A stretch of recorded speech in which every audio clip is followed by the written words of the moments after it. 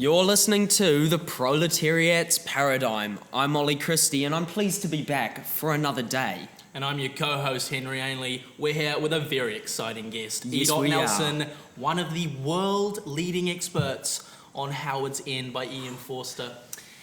E. Nelson, tell us more.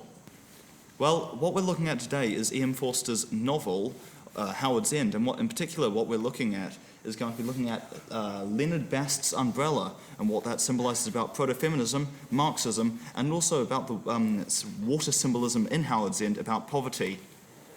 So let's start with the idea of protection. Yeah, look, reading the novel through a couple of times, I found this idea to be very prominent indeed. What about you, Mr. Christie? Well, I actually noticed how the umbrella represented male genitalia, and through this it was a representation of one's masculinity. So when we have a character such as Leonard, who has quite an old raggedy umbrella, it sort of represents how Leonard is a member of the lower class and his masculinity may not necessarily be as strong as those men such as the Wilcox. I think also in a different sense that, maybe moving this way from the phallic symbolism, which I'm sure we'll come to later, what we've really seen here is that within sort of a patriarchal society, as E.M Forster's society was, what we sort of see is this idea of male privilege, in particular how this umbrella symbolises male privilege. A few times in the novel we have Helen say quotes such as, she'd like a husband like she'd like an umbrella, sort of symbolising that all men are umbrellas, they offer protection to the female within the society. But what we sort of see with the raggedy, as you were, nature of Leonard's umbrella is that actually, due to his downtrodden position within society, due to where he falls on the sort of bourgeoisie to proletariat scale, because he is so downtrodden, because he lacks the material wealth to keep himself out of the gutter, he has a destroyed umbrella. He cannot protect himself nor his potential wife. Yeah, that's an excellent point you've made there, E. Nelson. The umbrella is actually really interesting throughout the novel. One of the interesting moments that we found when we were doing our research was the part of the story where Helen picks up Mr. Bast's umbrella in error, and Mr. Bast makes the comment, "I believe you took my umbrella." Mr. Bast insisted, for he is obviously of sufficient impoverishment to not be able to afford such a loss. And this sort of carries through the kind of intersectional sort of ideas we see throughout E.M Forster's novel, and that every male presented in the book obviously has an umbrella, but they're all of different qualities and sort of stereotypical sort of ruggediness for the lower classes. I think the great quote that really talks about that on page 46 is that the quote that said, "All men are equal, all men, that is, to say, who possess umbrellas." So it's sort of that idea that if you do not possess an umbrella, you lack that male privilege required in society to succeed. And so that idea within sort of proto-feminism was that without having your male privilege, you could not succeed within a patriarchal society.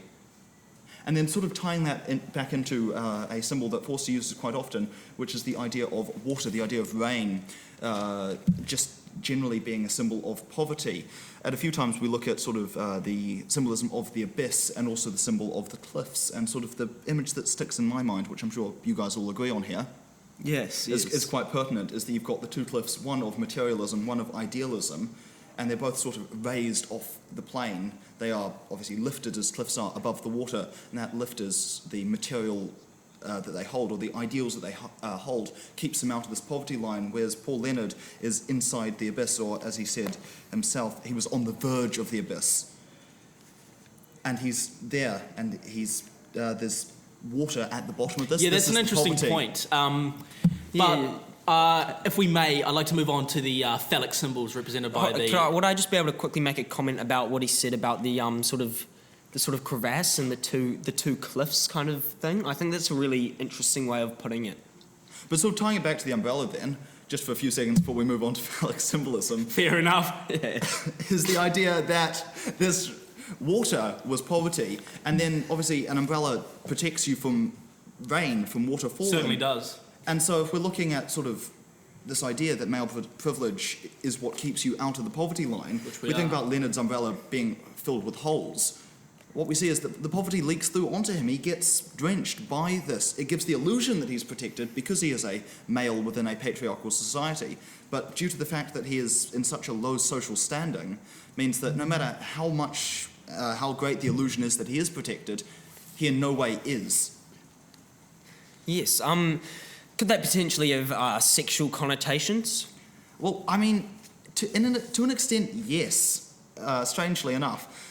Because what we look at is that the umbrella being a symbol of Leonard's masculinity, which is described as tatty by Helen, is sort of foreshadows the marital condition that he has. He's in an unhappy relationship with his wife sleeping across classes with men, with bourgeoisie men, which if we'll continue the metaphor here, whose umbrellas aren't tatty. Precisely, that sort of connotates that sort of cuck sort of yes. It does sort of hark back to Chaucer with that sort of cuckoldry and cucking, which is quite pertinent in... And look, cucking's the sort of thing that we're all familiar with, but we don't often see it portrayed in a traditional sort of contemporary fashion like this. Just a quick question for our listeners at home. We would like you to please text in your answers to this question. That's text to 3343. That's 3343. Yeah. Please text in your answers. Winner goes into the draw to win a $50,000 prize package for the Cuban tourist board. And all you have to do is answer this simple question. Is your umbrella tatty? If you have the tattiest umbrella, send us in a picture, and we'll be announcing that live on the show tomorrow at 8 a.m. It's gonna be a good episode. Get yourselves excited. Now back to you, E. Nelson. What were you saying? Sorry. Well, interesting enough, the tangent that we've just gone on there sort of is the same one that Helen goes on page 41. Exactly. She does indeed sort of use something which, in hindsight, is quite promiscuous. She says she steals nothing but umbrellas, and then she also goes on to say, is yours hooky or a knobbly? Mine's a knobbly, at least I think it is, which is sort of quite an innuendoous comment, particularly for Forster, who's quite moderated in a lot of his responses. We sort of go on that tangent of sort of what the umbrella symbolises, which I'm sure Henry will tell us about now. We certainly do. And look, as far as I'm aware, we all have penises here. And so when we try to connotate this idea of the umbrella and the penis being a sort of phallic connection, we find that it really does sort of dive deep into the underpinnings of what we define as masculinity, especially in the physical aspects of that. So, Christy, as somebody who owns a penis and as somebody who also owns an umbrella, what are the kind of connections you see here? Well, for me, the kind of connections I have. So I have this Mary Poppins umbrella, right? And you see, it's a great umbrella.